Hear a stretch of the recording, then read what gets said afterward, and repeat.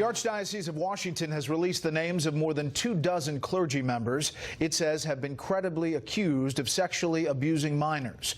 All of the 31 priests were employed by the Archdiocese in one time.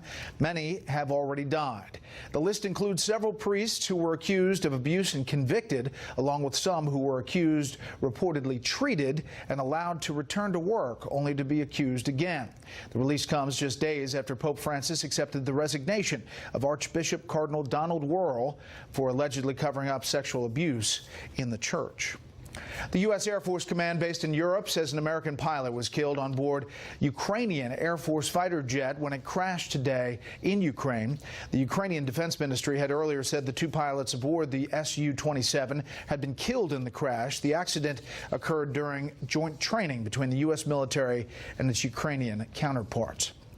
Forces from the coalition fighting ISIS in Iraq and Syria have arrested 10 members of a group that finances terror operations in Iraq.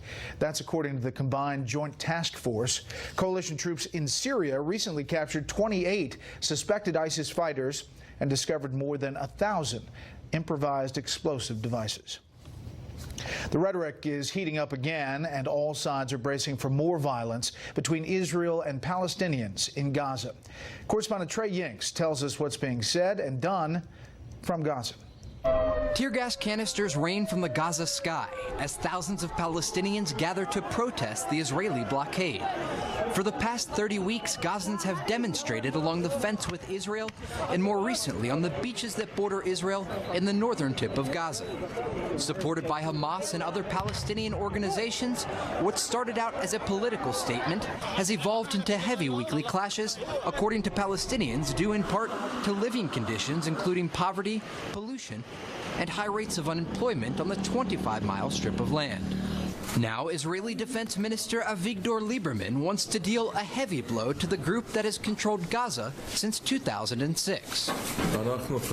We must hit Hamas hard, and this is the only way to bring back the situation as it was, to downgrade the level of violence to zero or almost zero.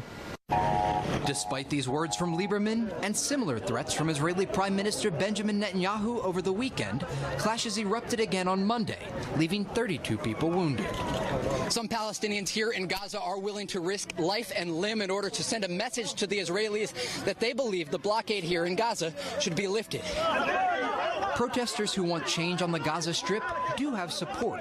Although Hamas is not the only group organizing the rallies, it is now the driving force deciding whether or not demonstrations should continue. Senior Hamas official Dr. Bassem Naim tells Fox News they will. Again, demonstration will continue until the siege is lifted. The situation here is unsustainable. It is very fragile. It is very catastrophic. If there is no real steps on the ground to change the daily life of the people here, we are moving towards the next escalation. Today, a high-ranking Egyptian security delegation arrived in Gaza in another attempt to reach a settlement between the Israelis and Hamas.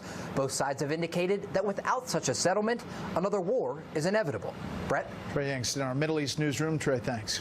Up next, 3 weeks to the day until Election Day for the midterms, and a charge of treason highlights the debate between the two candidates for an open Senate seat in Arizona.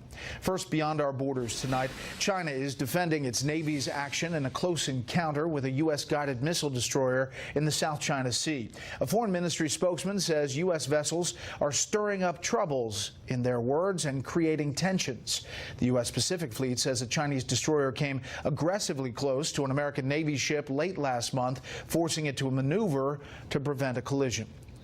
A caravan of about 2,000 Honduran migrants has resumed its northward march with hopes of reaching the U.S. border. President Trump today threatened to cut all aid to Honduras if that caravan is not stopped. Egypt's president is urging Russia to resume direct flights to Egyptian resorts. Moscow suspended the flights after a hidden bomb brought down a Russian passenger plane over Sinai in October 2015, killing all 224 people on board. Flights between Moscow and Cairo resumed in April. Talks about restoring direct air travel to Egypt's Red Sea resorts have dragged on. Just some of the other stories beyond our borders tonight. We'll be right back.